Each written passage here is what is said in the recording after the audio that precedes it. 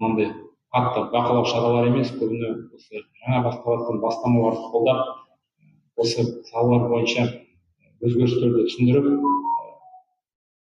айыппұл салмай, одан да жұмыстың басында түсіндіру жұмыстары арқылы жұмысымызды өзгерту, фискалды сүйемелдеу принциптеріне ауысып жатырмыз.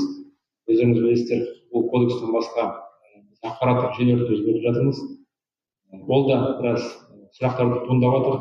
Дегенмен де бұл уақыттың талабы. 2000 жылдары кіргізілген жүйелер қазіргі таңда ескіріп, көп ауыртпашылықты көтермей жатыр. Сондықтан қазір барлық жүйелерді кодекс енгенше дейін кезең-кезеңмен өзгертіп жатырмыз. Енді қысқаша айтсақ,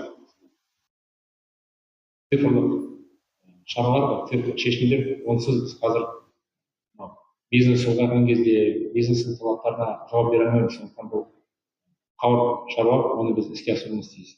Енді басты бүгінгі кездесуіміз салық кодексі болғандықтан қысқаша тоқталуға рұқсат етіңіздер.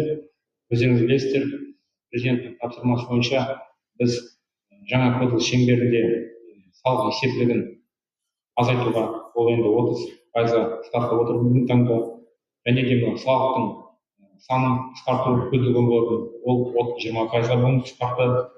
Және де салық механизмдерді оңтайландыру және режимдерді оңтайландыру сұрақтары туындаған, онда біз жаңа кодекс шеңберінде іске асырдық.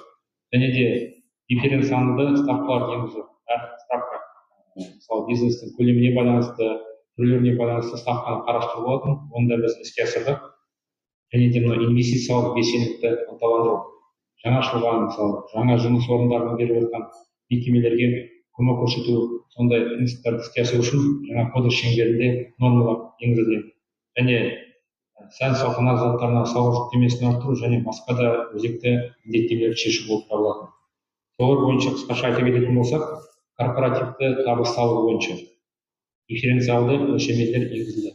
Жалпы алғанда бұл КПИ дейміз ғой, салық мөлшерлемесі 20% деңгейде сақталды, бірақ жаңа салық шеңберінде әлеуметтік сала ұйымдарына бұл ставка 26 жылдан бастап 5%, 27 жылдан бастап 10%-ға белгіленген.